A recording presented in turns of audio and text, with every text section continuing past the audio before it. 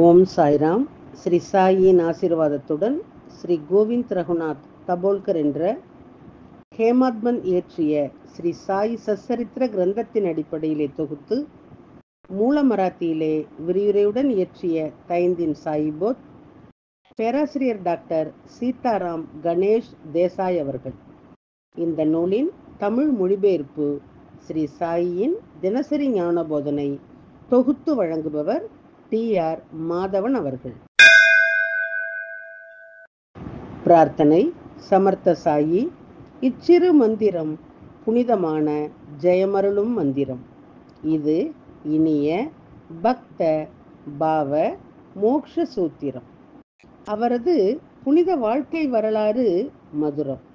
சாய்நாதர் கடவுள் பக்தியுள்ளவர், தர்மத்தை பின்பற்றும் பிரபஞ்ச பாலகர். இப்போது இவர் வாழ்க்கை வரலாற்றை பாடுங்கள். மன அமைதியை பேணுங்கள்.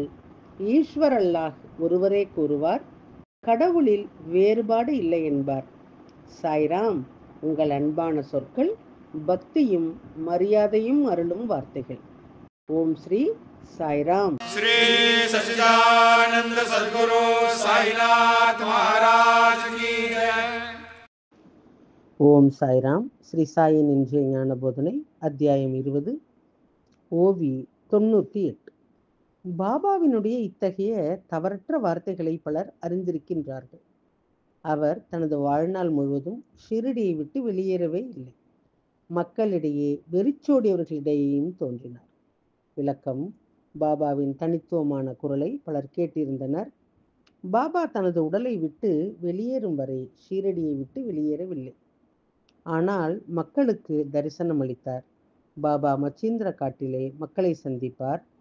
சிலர் கோலாப்பூர், சோலாப்பூர் அல்லது ராமேஸ்வரிலே அவர்களின் விருப்பப்படி மட்டுமே, சிலருக்கு மாறு வேடத்திலும் சிலருக்கு கனவுகளிலும் தோன்றி பக்தர்களின் விருப்பங்களை நிறைவேற்றுவார். இது போன்ற பல அனுபவங்களை விவரிக்க முடியும். அந்த ஏழை பணிப்பெண் நாரகிச்சாரியினுடைய அந்த பாடலை பாடி பணிப்பெண்ணிடம் ஈஷா வாஷிய புனிஷத்தில் உள்ள சந்தேகங்களை பற்றி பாபாவிடம் கேட்கச் சொன்னார். மேலும் பணிப்பெண்ணின் கட்டளைப்படி சந்தேகங்கள் நீக்கப்பட வேண்டும்.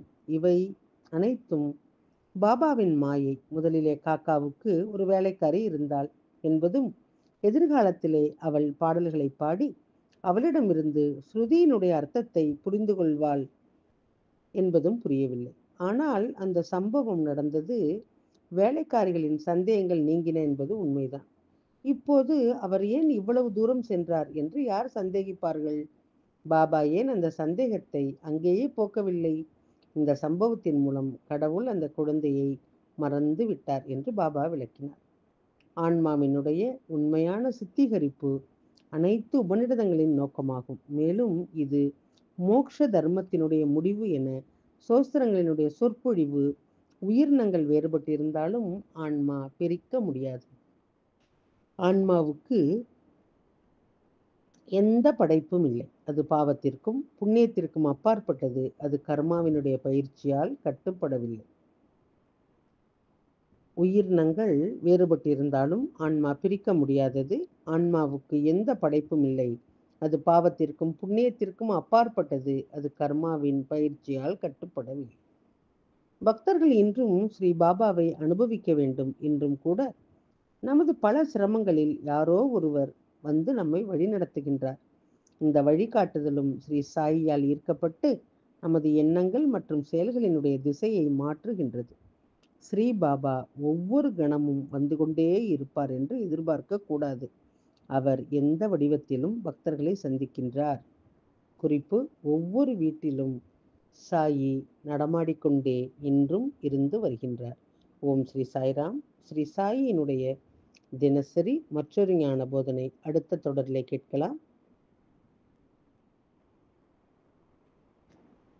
சாயியை பணிவோம். சாந்தி நிலவட்டும். ஓம் சாய்ராம். ஸ்ரீ சச்சிதானந்த சத்குரு சாய்நாத் மகாராஜ் கி ஜெய்.